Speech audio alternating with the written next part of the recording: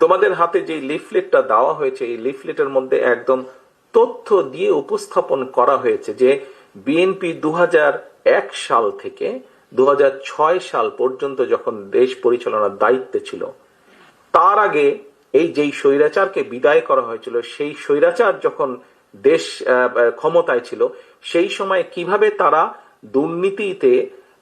দুর্নীতি ছেয়ে ফেলেছিল দেশকে, এবং 2001 সালে দায়িত্ব পাবার পরে কিভাবে খালেদা জিয়ার সরকার ধীরে ধীরে ধীরে ধীরে দুর্নীতির অবস্থার উন্নতি ঘটিয়েছিল, দুর্নীতি থেকে ধীরে ধীরে কিভাবে দেশকে বের করে নিয়েছিল, একটি আন্তর্জাতিক সংস্থার যে অ্যানালাইসিস, সেই অ্যানালাইসিস একদম পুরা সুন্দরভাবে তোমাদের সামনে তুলে ধরা হয়েছে সেই লিফলেটটার মধ্যে। কাজেই আমরা দৃঢ়ভাবে, অত্যন্ত আত্মবিশ্বাসের সঙ্গে বলতে পারি, এই বাংলাদেশে যদি দুর্নীতির লাগাম টেনে ধরতে পারে, তাহলে একমাত্র বাংলাদেশ জাতীয়তাবাদী দলই পক্ষেই সেটা সম্ভব, সেটি করা সম্ভব একমাত্র। কারণ আমরা অতীতে করেছি, আমরা ইনশাল্লাহ ভবিষ্যতে দেশের মানুষ ভবিষ্যতে ইনশাল্লাহ আমরা সেই কাজটি করিয়ে দেখাতে পারবো। প্রিয় সহকর্মীবৃন্দ,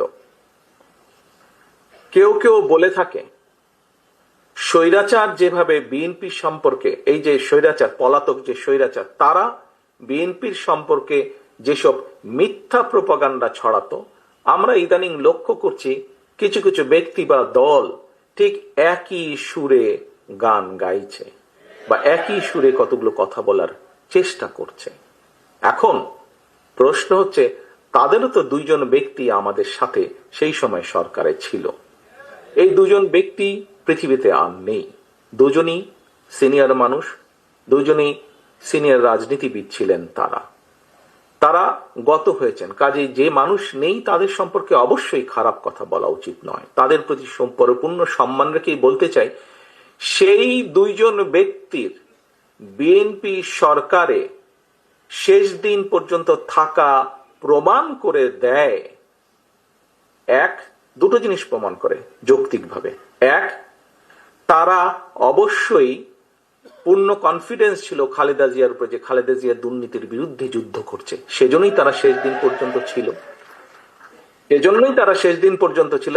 এখন তাদের দলের অন্য যে যত বড় বড় কথা বলি কিনা কেন, খালেদা জিয়া শেষ দিন পর্যন্ত দুর্নীতির বিরুদ্ধে যুদ্ধ করেছে এবং দুর্নীতির অবস্থার পরিবর্তন ঘটেছে, এই আত্মবিশ্বাস তাদের মধ্যে ছিল। তারা দেখেছিল সেই সরকারকে, অন্তত সরকারের ভেতরেই ছিল, সেজন্যই তারা শেষ দিন পর্যন্ত এই বিএনপি সরকারের সাথে তারা ছিল। আমরা এইভাবেই ধরে নিব, আমরা অন্য কিছু বলতে চাই না। কেউ কেউ বলে থাকে যে তাদের বিরুদ্ধে কোনো কিছু অভিযোগ পাওয়া যায় না।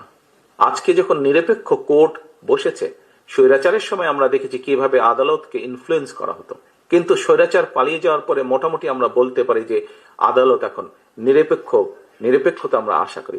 সেই নিরপেক্ষ আদালত থেকে আমরা দেখেছি কারো বিরুদ্ধেই কোনো জিনিস প্রমাণিত হয়নি, এটি ছিল প্রোপাগান্ডা। কাজেই আমাদেরকে আজকে এই কনক্লুশনই আসতে হবে যে একমাত্র বিএনপি পেরেছিল দেশকে দুর্নীতি থেকে বের করে নিয়ে আসতে। ইনশাল্লাহ আগামী দিনেও বিএনপি পারবে।